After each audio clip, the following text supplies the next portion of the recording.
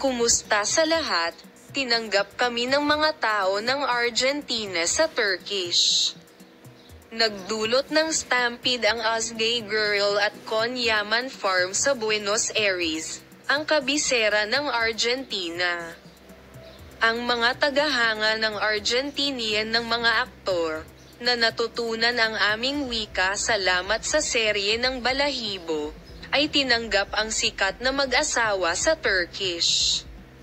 Sa organisasyon ng kanyang superior, kasama niya ang kanyang mga tagahangang Latin sa makasaysayang gusali ng teatro sa Buenos Aires, ang kabisera ng Argentina. Maraming tao mula sa Brazil, Venezuela, Paraguay, Peru ang naruroon din sa venue upang makita ang mga manlalaro. Ang mga gustong makipagkita sa mga manlalaro at kumuha ng litrato ay bumuo ng pila na metro ang haba sa pasukan ng gusali.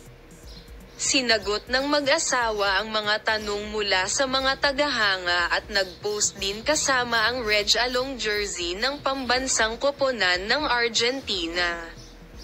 Hindi napapansin na nagsasalita ng Turkish ang mga tagahanga kasama sina Azgay Girl at Ken Yaman. Lumalabas na natutunan ng mga Argentine ang Turkish salamat sa mga wikang Turkish. Ang katapatan ay pangkalahatan.